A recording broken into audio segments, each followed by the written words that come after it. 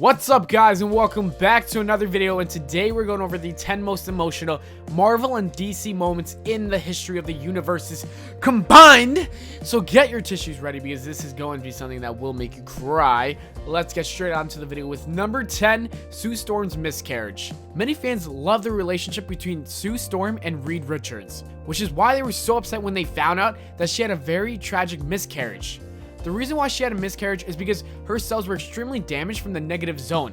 What makes this storyline so emotional is the fact that Reed was willing to do anything to save the life of his wife and unborn child. Since he was so desperate, he asked Dr. Octopus for help because he is an expert in radiation. Otto believed that this was a trap, which is why he was reluctant to team up with Reed. Mr. Fantastic finally convinced Dr. Octopus to help Sue, but it was too late because she already had the miscarriage. Number 9, Return of Colossus. In an issue of Uncanny X-Men, Beast claimed to have found a cure for the legacy virus. The cure could only be made airborne with the death of its first user. Colossus decided to make the ultimate sacrifice and injected himself with the cure. After he died, Shadowcat thought that she would never see him again. 2 years later, the X-Men are investigating rumors that Benetech is experimenting on a mutant that they believe to be dead. At first, many people thought that it was Jean Grey, but Kitty Pryde comes face to face with her former love in astonishing X-Men number 4. It turns out that Colossus did not die. Instead, he was badly abused and tortured by Benetech. The most emotional part about the reunion is the fact that he went down on his knees in front of Kitty Pryde and asked her if he was finally dead. Number 8, Barry Allen remembers Wally West. The one thing that everybody loved about Rebirth is the fact that Wally West finally made an epic return. As many people know, Wally was lost in the Speed Force for 10 years.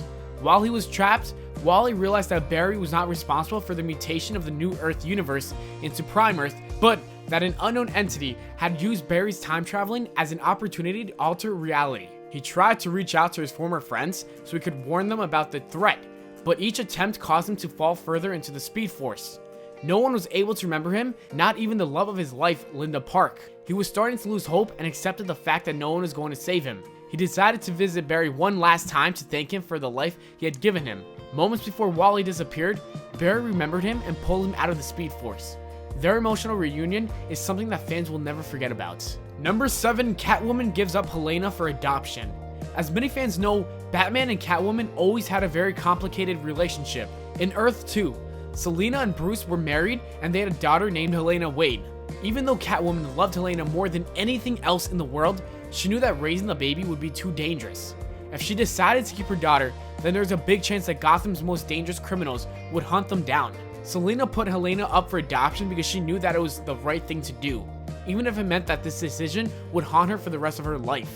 What makes the storyline even more emotional is the fact that Selina begged Zatanna to erase all the memories of Helena, but Zatanna refused because she does not want Catwoman to do anything that she will regret in the future. Many fans were upset because this was the first time they saw such a strong character like Selina have a breakdown. Number 6, Kitty Pryde's sacrifice. In order to prevent a missile from heading towards Earth, Kitty Pryde decided to phase into it. Later on, she realizes that the missile is composed of a material that's difficult and exhausting for her to phase through. Beast discovers that this weapon is not a missile, but it is actually a large bullet. Emma Frost finds a way to get in contact with Kitty Pryde and tells her that she will come out of this fine, but it's very obvious that the mission is not going to end well.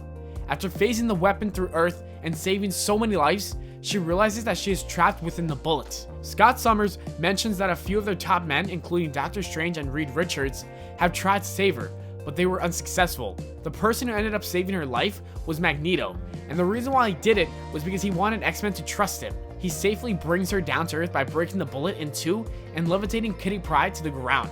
Number 5, Superman losing his son. For the Man Who Has Everything is a comic book story that was later adapted into a Justice League Unlimited episode. Since it's Superman's birthday, Batman, Robin, and Wonder Woman decide to bring gifts to the Fortress of Solitude. That's when they realize that Superman was in a catatonic state and there was a large alien plant stuck in his chest. The alien Mongol reveals the name of the plant and explains how it would put Superman in a coma. The plant shows Clark an extremely realistic and believable dream based on his heart's desire. In his dream, he is living a normal life on his long-destroyed home planet. Clark's fantasy takes a dark turn while Batman and Robin try to free him. His mother dies from a sickness, and his father became the chairman of an extremist reactionary movement called the Sword of Rao. Finally, Superman realizes that this is just a dream. He has a very emotional scene with his son Val and tells him that he will always love him, but has to go because he knows that this isn't real. After giving his son a hug, Superman begins to wake up from the dream. Number 4, Peter Parker saves Aunt May. This is probably one of the saddest moments in the history of Spider-Man comics. Brian Michael Bendis and Mark Bagley worked together to create more than 100 issues of The Ultimate Spider-Man.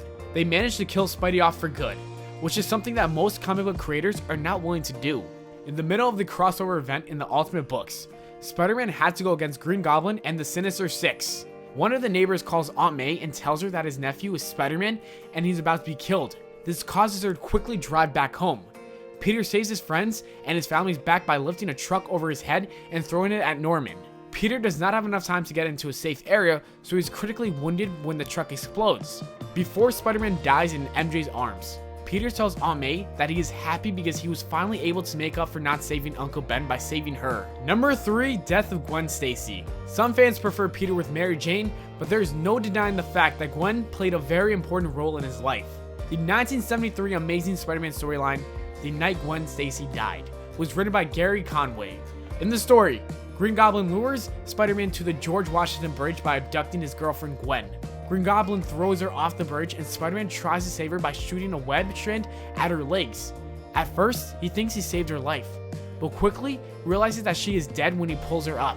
It turns out that her neck was snapped by the whiplash from the sudden stop. Peter can't help but blame himself because the only reason why Green Goblin targeted Gwen in the first place is because he wanted to hurt Spider-Man. In the next issue, he attacks Green Goblin at a warehouse but cannot bring himself to kill him. Instead, he returns home and finds Mary Jane, who's just as sad as he is because she lost her friend. The storyline ends with Peter and MJ comforting each other. Number 2, the death of Superman.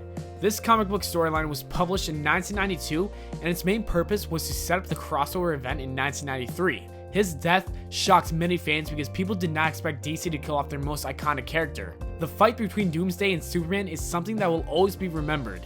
After spending so much time fighting, these two characters collapse and die from their wounds. Superman died in the arms of the woman he loves the most, Lois Lane. Many villains have tried to defeat Superman many times, but Doomsday was one of the very few characters who managed to actually kill him. The reason why this comic book moment was so emotional is because the DC universe is not the same without the Man of Steel. Later on, it's revealed that Superman was actually not dead. He was just in a coma and his heartbeat was so low that it was nearly undetectable. And number 1, we have Tony Stark's confession. Tony has been good friends with Steve Rogers for such a long time, but these two characters were on opposing sides during the Civil War. Tony supported the Superhuman Registration Act while Steve was against it. After Captain America surrenders, he is taken into S.H.I.E.L.D. custody. His girlfriend, Sharon Carter, has been brainwashed by Dr. Faustus, and she ends up delivering the killing shots. Even though there was some tension between Tony and Steve, he still felt very upset when he found out that Captain America died. Most fans were upset when Steve died, but it was Tony's confession that really made people cry. He told Steve that winning the war meant that they would probably never speak to each other again. At first, Tony thought that he would be okay with this, but then he realized how important their friendship was. He ends up with the confession by saying that it was not worth it. And that's it, guys. I hope this video made you cry. I hope you enjoyed. Whatever the case may be, whatever emotion you are in, I hope you enjoyed. If you did, do not forget to leave a like and subscribe for more. Don't forget to follow me on Twitter at Valenplana, and I'll see you all later.